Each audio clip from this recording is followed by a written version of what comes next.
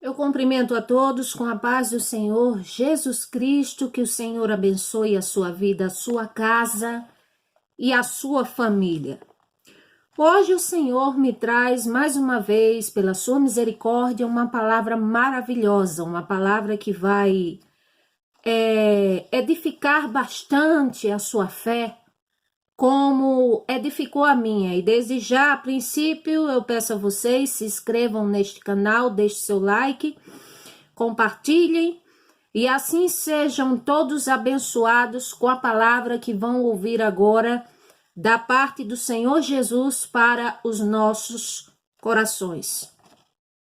O título desta palavra é de duramente testado para de repente aprovado. Duramente testado, de repente aprovado.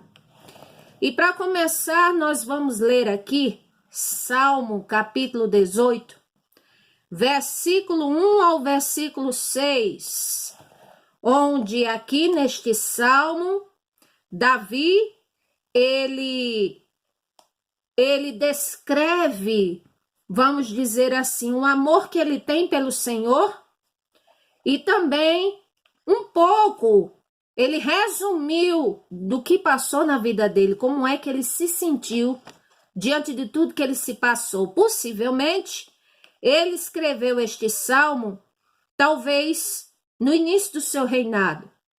E assim diz esse Salmo 18, a partir do versículo 1. Eu te amarei do coração, ó Senhor, fortaleza minha.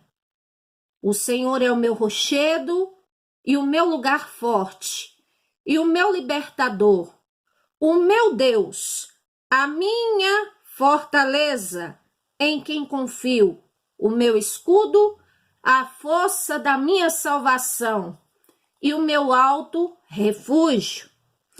Invocarei o nome do Senhor, que é digno de louvor, e ficarei livre dos meus inimigos. Cordéis de morte me cercaram, torrentes de impiedade me assombraram, cordas do inferno me cingiram, laços de morte me surpreenderam. Na angústia invoquei ao Senhor e clamei ao meu Deus. Desde o seu templo ouviu a minha voz, e aos seus ouvidos chegou o meu clamor perante a sua face. Louvado seja o nome do Senhor Jesus.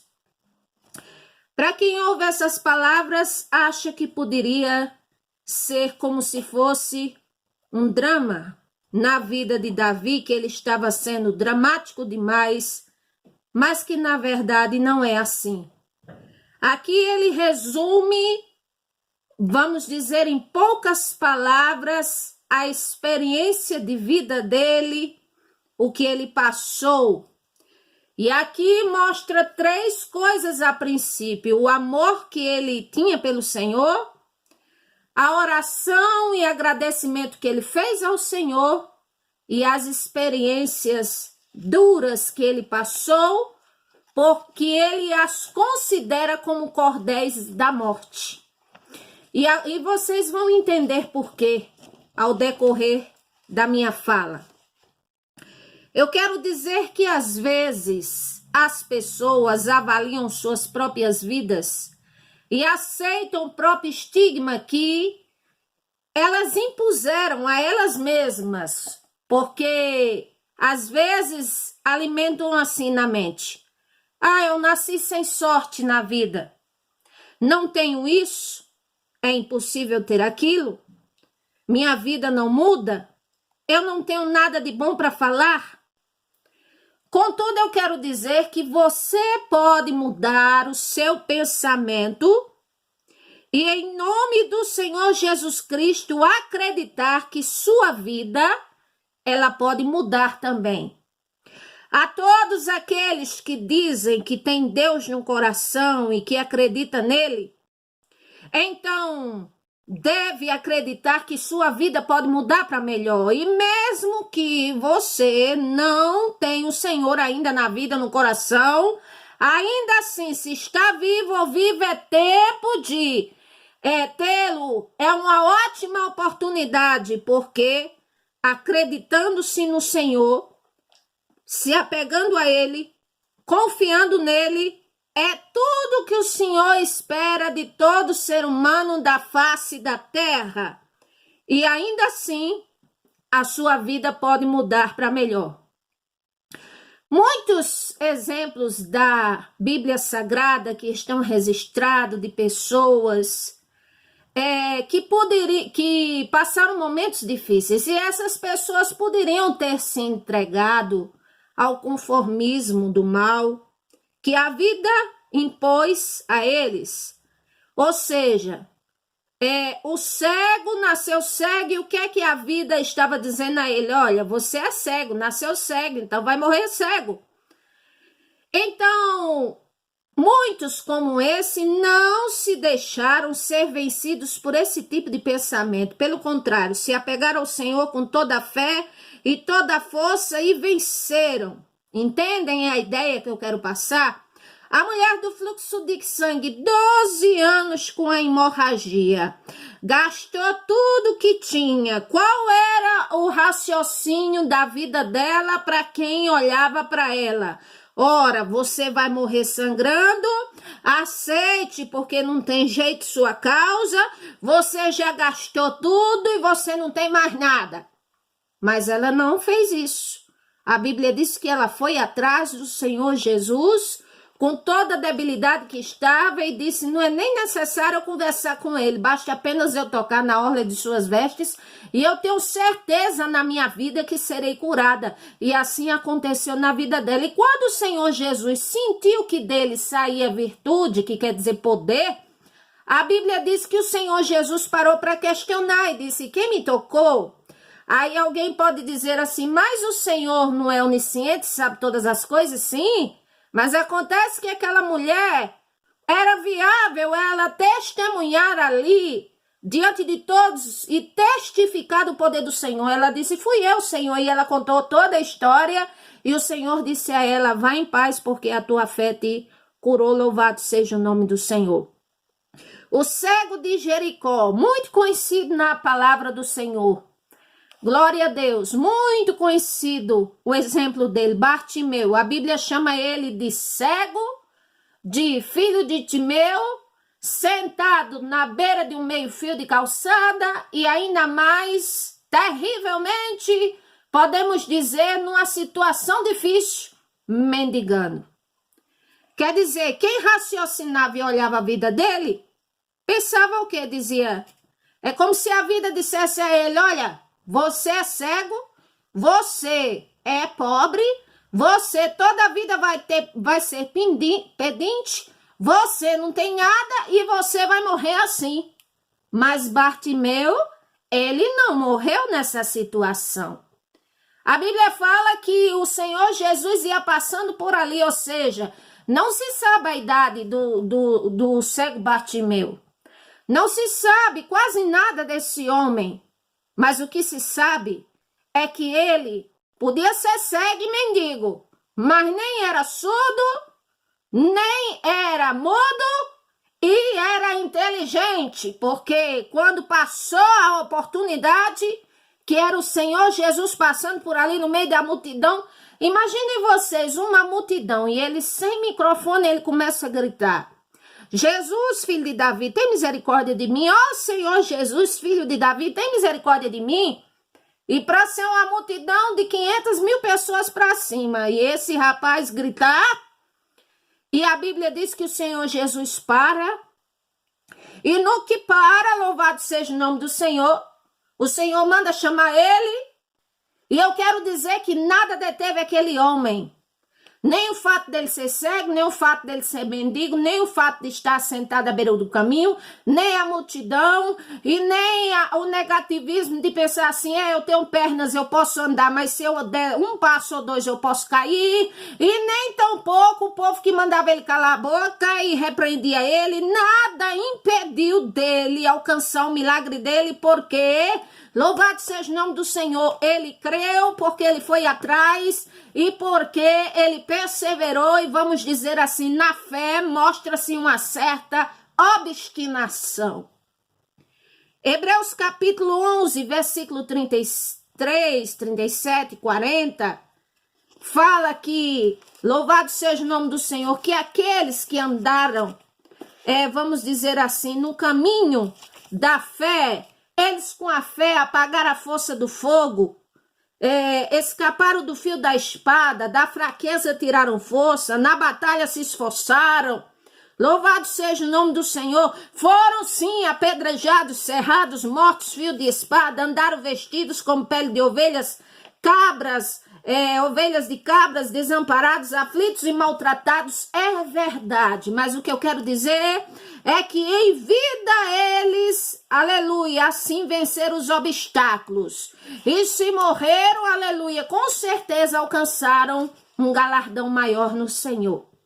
Então é nesse segmento de ideologia de fé, ou seja, o ápice de uma fé, onde alguém que é duramente provado, de repente é aprovado na vida pelo Senhor. E aqui eu quero trazer uma breve analogia da vida de Davi, para que vocês entendam por que ele falou essas palavras de cordas do inferno e cordéis da morte cercaram ele, e torrentes de impiedade assombraram, e aquela coisa, quem olha pode dizer, esse rapaz era dramático. Nada de dramático, é porque a vida dele realmente não foi fácil. E eu quero assim trazer como exemplo uma breve analogia da vida de Davi, para entendermos um pouco do sofrimento na vida de um ser humano e das possíveis possibilidades na vida humana para aquele que se diz crer no Senhor e ter ele na vida.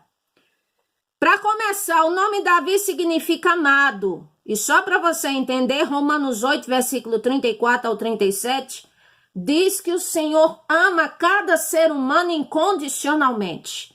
Portanto, só para começar, não é por causa das provações ou por uma situação terrível que você está, que você seja, vamos dizer assim, nasceu para ser condenado, nasceu para ser assim, uma pessoa, vamos dizer, miserável, a Bíblia usa esse termo. Não é por causa da sua condição que você nasceu para isso e tem que aceitar isso, não. É porque falta se apegar ao Senhor. Aquele que diz que crê no Senhor, aquele que diz que tem ele no coração, na vida, esse tem que viver, tem que ter em sua vida as bênçãos do Senhor. Glória a Deus, as bênçãos de escape, de livramento, de tantas coisas mais. Então entenda aqui, o Senhor ama cada ser humano incondicionalmente. Por quê? Porque se há um propósito original pelo qual nós fomos criados, nós não fomos criados aqui para, esse teve mais sorte do que aquele. Não, um nasceu para sofrer e para morrer, assim, o outro nasceu para brilhar. Não tem nada a ver com isso aí. O Senhor criou todo ser humano, está escrito, Efésios 2, versículo 10. O propósito original do Senhor tem nos criado, ele diz, porque nós somos feitura dele, criados para as boas obras e para que andássemos nelas e também para que o nome do Senhor fosse glorificado. Então esse é o propósito original pelo qual fomos criados, para adorar o Criador, para refletir um pouquinho do seu poder, da glória dele. Então não ache que, não se deixe, vamos dizer assim, ser julgado a sua própria vida só pelo que você está passando. Não é esse o propósito original que o Senhor te criou, mas sim esse que eu acabei de dizer. Outra coisa, quem verdadeiramente se apega ao Senhor, ele promete fortalecer, Filipenses 4,13, ele promete nos ajudar sempre. Romanos 8, 26 diz que o Espírito do Senhor, nosso Deus, ele intercede por nós com gemidos inexprimíveis. O Senhor também disponibiliza os seus anjos, o seu olhar para conosco, Glória ao nome do Senhor, os seus cuidados, a vida, o fôlego de vida. O Senhor promete nunca nos abandonar. Hebreus 13:5, ele diz: nunca te deixarei nem te abandonarei. Agora, é claro, temos que estar apegados com o Senhor. Ele prometeu que aquele que se apega a ele sempre iria prover o que precisasse. Filipenses 4:19, o meu Deus, segundo a sua riqueza e a sua glória e seu esplendor e sua magnitude, a sua majestade e magnificência, há de suprir todas as minhas necessidades em Cristo Jesus, o nosso Senhor. Ele prometeu para nós a paz e o bem para quem se apegasse a ele. Jó capítulo 22, versículo 21. Louvado seja o nome do Senhor. Tudo isso foi prometido para aquele que se diz ter o Senhor na vida e que tem ele no coração, tem que vivenciar essas coisas. Vamos aprender com as etapas da vida de Davi, que muitas vezes essas etapas que ele passou na vida dele se encaixam com o estilo de vida que nós estamos passando. Em primeiro lugar, Davi, ele foi duramente provado para no de repente ser aprovado, mas ele era um anonimato desconhecido. E o que é anonimato? O que é anônimo? Melhor dizendo, ele estava no anonimato e era um anônimo. O que é um anônimo? Alguém desconhecido. Alguém que às vezes é passado por desapercebido, que as pessoas não sabem o nome, que as pessoas não vê nele nada que se destaque, que as pessoas não sabem nem que ele existe. E os que sabem que ele existe, considera este como se fosse a terceira pessoa depois de ninguém. Tá entendendo? Um anônimo já está dizendo, é um anônimo, ele existe, mas ninguém sabe o que, nem porquê, nem aonde. É assim, não sabe nada, não vê nada nele. Davi era um anônimo. Estava no anonimato desconhecido. Porém, ainda assim, estando no anonimato desconhecido, não quer dizer que o Senhor não o amava e nem quer dizer que o Senhor não tinha propósito com ele, ou seja, tinha. E nós vamos ver aqui. 1 Samuel capítulo 16, versículo 6 diz: quando a Bíblia diz que Samuel foi ungir Davi como rei, porque Saul tinha falhado seriamente diante do Senhor, a Bíblia diz que Samuel se aproxima de Jessé, pai de Davi, e esse homem tinha 8 filhos. Louvado seja o nome do Senhor. E na hora que Samuel ia ungir o rei, que era um dos filhos de Jessé, a Bíblia diz que ele olhou para Eliabe, que era o mais velho, e disse: certamente é esse o ungido do Senhor. Versículo 7 de 1 Samuel 16. O Senhor falou com ele e disse: não olha para a aparência, nem para a altura, nem para a estatura. Esse daí não é, rejeito esse. O Senhor não vê como o homem vê, porque o homem vê o que está diante dos seus olhos, mas o Senhor observa o coração, ou seja, os pensamentos e o ser, o intrínseco da pessoa, que ninguém conhece, o Senhor vê. Aí depois Jessé chama Abinadab, depois chama Samar, e vai chamando os filhos dele. Aí o Senhor disse: eu não escolhi nenhum desses. E Samuel disse: vem cá, acabaram-se seus filhos, não tem mais não? Versículo 11. Aí ele diz: falta o menor, mas está apacentando as ovelhas, está lá, é longe. E Samuel disse: envia alguém e manda chamar ele, porque nós não nos assentaremos na mesa até que ele venha. Ou seja, qual é a ideia? Se Davi fosse tratado igualmente com os outros irmãos, era para, na hora que o profeta estivesse, era para ele estar ali também. Mas ele estava como? Estava distante, cuidando das ovelhas do pai, fazendo tarefas repetitivas. Tantos anos ele fez isso. Tarefa que ninguém queria fazer, nenhum dos irmãos dele. Outra coisa, não convocado para essa reunião tão importante, quer dizer, certamente não era tratado igual era os outros irmãos. Ele era certamente desprezado, ninguém dava valor. Mas o Senhor dava valor, assim como o Senhor me dá valor e te dá valor. E a Bíblia diz, versículo 12, então mandou em busca dele e o trouxe, era ruivo, era formoso, de semblante, de porte, boa aparência, glória a Deus. E disse o Senhor, levanta-te, Samuel, e unge ele, porque é esse mesmo, é ele que eu quero. Então Samuel tomou o vaso do azeite e ungiu no meio de seus irmãos. E desde aquele dia em diante o Espírito do Senhor se apoderou de Davi. Então Samuel se levantou e retornou a Samar. Davi, o anônimo. E o Senhor tinha um grande propósito com ele.